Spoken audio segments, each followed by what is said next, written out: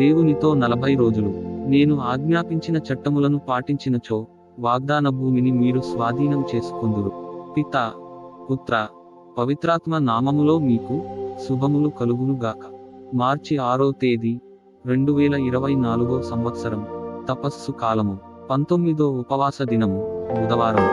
మొదటి పఠనము ద్వితీయోపదేశకాండము 4వ అధ్యాయము 1వ వచనము మరియు 5వ వచనము నుండి 9వ వచనము వరకు.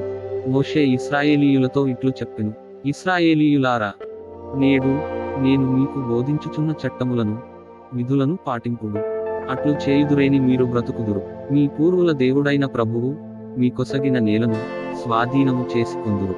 ప్రభువైన దేవుడు నన్ను ఆజ్ఞాపించిన విధముగా నేను మీకు ఆయన విధులను చట్టములను బోధించితిని. మీరు ఆక్రమించుకొని స్వాధీనము చేసుకొనబోవు నేల మీద ఈ ఆజ్ఞలన్నిటినీ పాటింపుడు. మీరు ఈ విధులన్నిటినీ అనుసరింతురేని ఇతర జాతులు మీరెంత వివేకవంతులో ఎంత విజ్ఞానవంతులో గుర్తించుము. వారు ఈ విధులను గూర్చి విన్నప్పుడు ఈ మహాజాతికి ఇంతటి వివేకము విజ్ఞానము అబ్బినది గదా అని విస్తుపోవుదురు. అవును మరి, మన దేవుడు పిలువగానే పలుకును.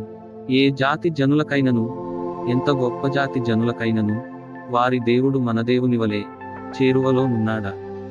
ఏ జాతికైనను ఎంత గొప్ప జాతికైనను నేను ఈనాడు మీకు వినిపించిన న్యాయబద్ధమైన విధుల వంటి ఆజ్ఞలు చట్టములు కలవా? కానీ జాగ్రత్త, ఆనాడు మీరు కన్నులారా గాంచిన అంశములను మరువకుడు. జీవితాంతము వాటిని జ్ఞప్తించుకొనుడు. వాటిని మీ కుమారులకు మనుమలకు కూడా తెలియజేయుడు. ఇది ప్రభువు వాక్కు. ప్రత్యుత్తర గీతము. కీర్తనల గ్రంథము 147వ అధ్యాయము 12 నుండి 13, 15 నుండి 16, 19 నుండి 20 వచనములు. అందరూ యెరూషలేమా, ప్రభువును స్తుతింపుము. యెరూషలేమా, ప్రభువును స్తుతింపుము. సీయోను, నీ దేవుని కొనియాడుము.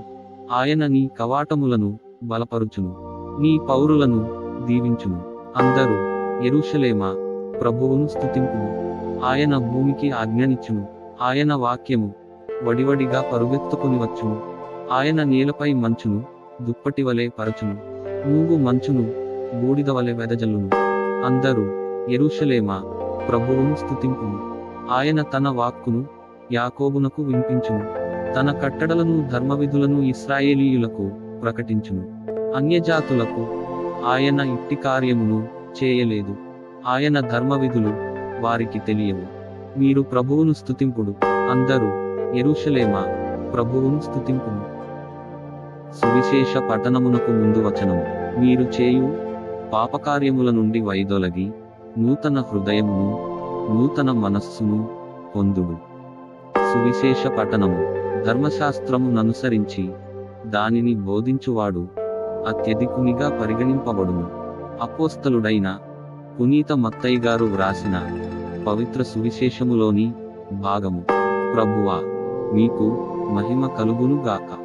5వ అధ్యాయము 17వ వచనము నుండి 19వ వచనము వరకు. యేసు తన శిష్యులతో ఇట్లు చెప్పెను: నేను ధర్మశాస్త్రమును ప్రవక్తల ప్రబోధమును రద్దు చేయవచ్చితినని తలంపవలదు. నేను వచ్చినది వాటిని సంపూర్ణమునర్చుటకే గాని రద్దు చేయుటకు కాదు.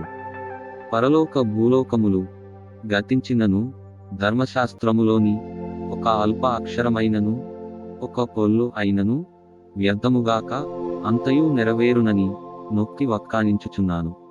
కాబట్టి ఎవరైనా ఈ ఆజ్ఞలలో ఏ అత్యల్పమైన దానినైనను భంగపరచి అట్లు జనులకు బోధించునో అట్టివాడు పరలోక రాజ్యమున అత్యల్పుడుగా పరిగణించబడును. ఎవడు ఈ ధర్మశాస్త్రమును ఆచరించి అట్లు జనులకు బోధించునో అట్టివాడు పరలోక రాజ్యమున అత్యధికునిగా పరిగణించబడును. ఇది క్రీస్తు సువిశేషము. క్రీస్తువా, మీకు స్తుతి కలుగునుగాక. సువిశేష పఠనము ద్వారా మన పాపములు క్షమింపబడునుగాక. ఆమేన్. ప్రార్థించుదము. ప్రభు, మీ నిబంధనలను అనుసరించులాగున మమ్ము బలపరచండి. మా పాపములను మన్నించండి. మీ అమితమైన ప్రేమతో తరతరముల వరకు మా బిడ్డలను దీవించండి.